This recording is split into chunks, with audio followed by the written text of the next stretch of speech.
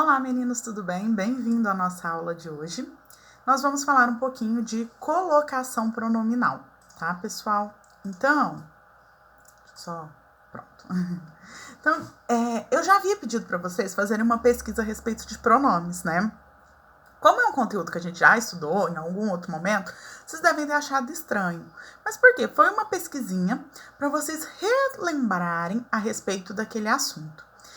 E aí, o que é a colocação pronominal? O nome já diz, colocação pronominal. Colocar o pronome, tá? Então, a colocação pronominal, ela é dividida em 3 partes. Próclise, ênclise e mesóclise. E aí, o que eu fiz, pessoal?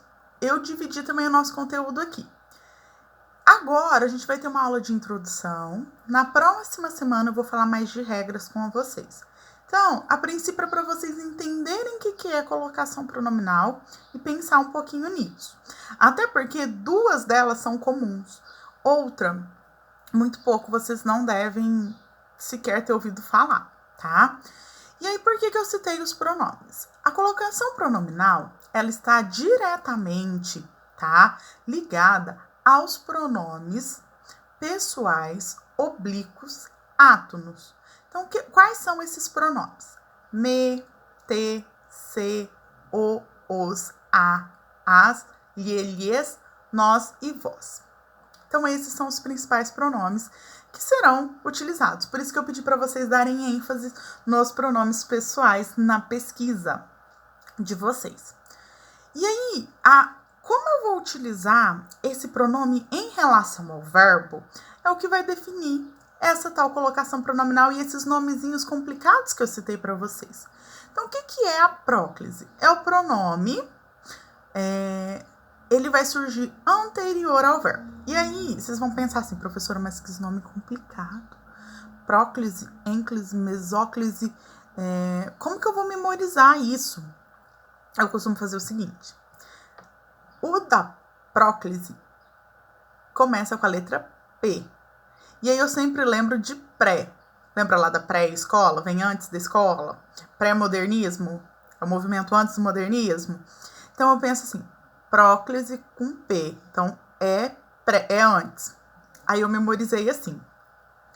A ênclise vai ser depois. E aí o outro é fácil o termo, que é a mesóclise. Por quê? Mesóclise é o que vem no meio. Então, eu faço essa brincadeira até mesmo para eu memorizar. Eu acho que para vocês pode ser uma ideia legal. Então, a próclise, P, antes de pré. Ênclise vai ser o que vai ser depois, então. E a mesóclise vai ser o que vem no meio. Então, vai ser quando o pronome vem antes, tá? Depois, quando a gente for estudar as regras, a gente vai entender quando isso acontece, tá? E aí, existe até uma brincadeira que a gente fala, é o seguinte, né? Pronome oblíquo não começa a frase, quando a gente ensina a redação para os nossos alunos. Pronome oblíquo não começa a frase. Então, isso já é uma coisa que vocês podem memorizar aí. Então, quando eu digo assim pro meu colega, me empresta caneta, essa frase está constituída errada, porque eu não posso começar com um pronome oblíquo, tá?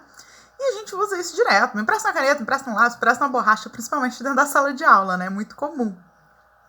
Então, a próclise é quando o pronome vem antes, tá? Apesar dessa frase estar constituída errada, mas é só para vocês entenderem a brincadeira aí, pessoal. A ênclise é quando o pronome surge posterior, né, ao verbo, ou seja, depois do verbo. Então, vamos lá. Falaram-me que estou muito bem. Eu peguei um exemplo aqui, que eu tô seguindo no material. Então, eu trouxe aí o verbo depois. Igual eu tava falando lá, né, do me empresta caneta. Essa frase está constituída errada. Qual seria a forma correta? Empreste-me a caneta. Estranho, né? Soa, empreste-me a caneta. Então, a gente não usa. E a gente tem que pensar que isso está vinculado à forma padrão da língua, não à linguagem coloquial, tá? No coloquialismo, a gente usa várias coisas aí, vamos dizer assim, erradinhas. E, por fim, a gente chega a mesóclise. E a mesóclise, ela vai acontecer quando o pronome vem no meio do verbo. Aí vocês devem estar falando assim, como assim?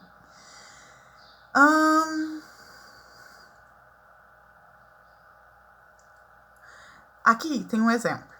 Eu vou ler primeiro ele sem fazer a mesóclise. Alguém fala assim, abraçarei agora. Não, deixa eu pensar uma outra até mais fácil para vocês. Abraçaria agora.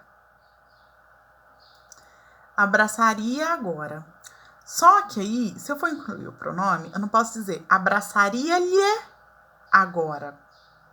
Eu teria que dizer abraçar-lhe ia agora. Então, o que eu faço? Eu quebro o verbo abraçaria. Lhe. Não, eu quebro esse verbo no meio, fica abraçar lhe ia agora. Tudo separadinho por hífen. Então, abraçar, hífen, lhe, hífen, ia agora. Tá? Mas a gente vai trabalhar isso com mais calma nas nossas próximas aulas. Vocês devem estar achando isso muito complexo. Deixei uma atividadezinha para vocês pensarem mesmo a respeito disso. Dá uma lida, que nem eu falei. A próclise e a ênclise vocês conhecem muito. Até porque, o que eu percebo até em textos produzidos por alunos. Quando vocês vão produzir um texto, acho que vocês acham que a forma culta da língua é produzir ênclise. Então, os pronomes vêm tudo depois dos verbos. Tudo separadinho lá por hífen, tudo bonitinho. Mas nem sempre, porque existem regras, sim, onde tem que haver próclise. E aí, o aluno, ele tem essa tendência, que nem eu tô falando. Ele sabe, principalmente na oralidade, utilizar e constituir a próclise. A ênclise, vocês usam muito em textos, porque eu acho que vocês acham que é chique, né? E é formal.